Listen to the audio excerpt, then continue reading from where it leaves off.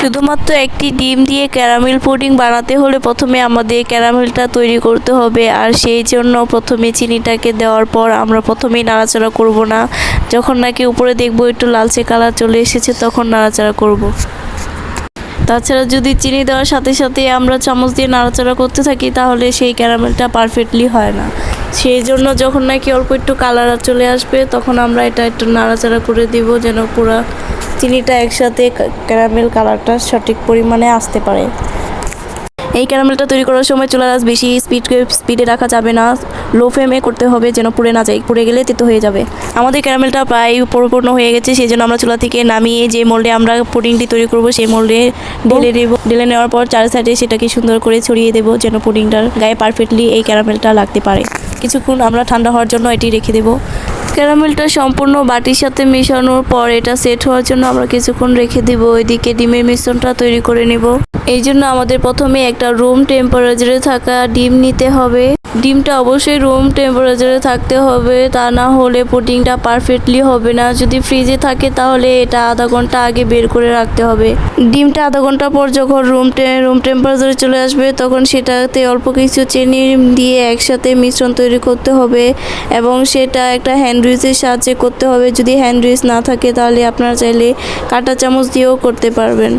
যতক্ষণ পর্যন্ত চিনিটা না গলে যাবে ততক্ষণ পর্যন্ত আপনাদের এটি চালিয়ে যেতে হবে। চিনি না গলা পর্যন্ত আপনাদের হ্যান্ড উইচের সাহায্যে ডিম আর চিনিটাকে একসাথে ফেটিয়ে নিতে হবে। যখন নাকি দেখবেন চিনিটা প্রায় এই ডিমের সাথে মিশে গেছে, প্রায় কিছুটা সাদা গোলাটে হয়ে কালার হয়ে গেছে, তখন আপনারা মনে করবেন যে এটা পারফেক্ট হয়েছে। এখানে অনেকেই হ্যান্ড উইচ বাসায় থাকে না, তো সেই ক্ষেত্রে কাঁটা চামচ দিয়ে করে। কাঁটা চামচ দিয়ে করতে গেলে সেই ক্ষেত্রে আপনাদের একটু সময় বেশি লাগতে পারে, তবে ধৈর্য ধরে এটা করলে একটি ভালো সুন্দর পুডিং তৈরি করতে পারবেন।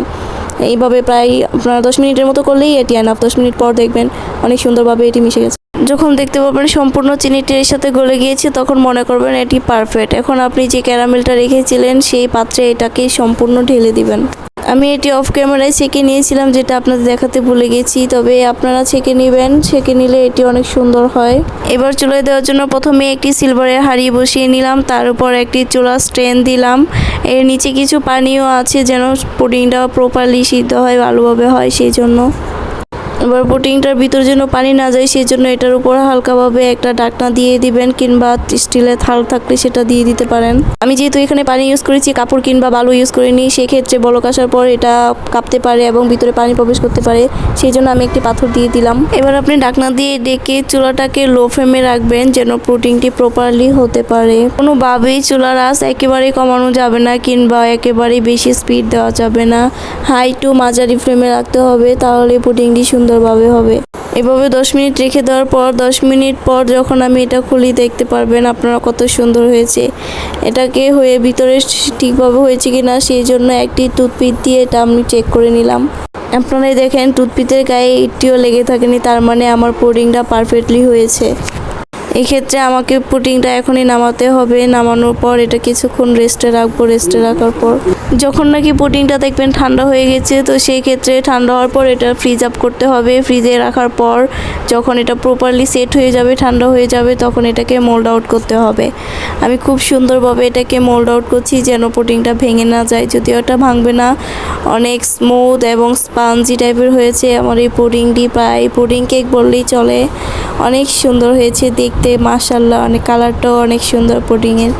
ক্যারামেলটাও তেমন তেতো হয়নি, অনেক সুন্দর হয়েছে, অনেক টেস্টি ছিল। নিত্য নতুন এই ঝটপট রেসিপিগুলো পেতে হলে আমার চ্যানেলটাকে আপনারা চাইলে সাবস্ক্রাইব করে বেল বাটনটি অন করে রাখতে পারেন।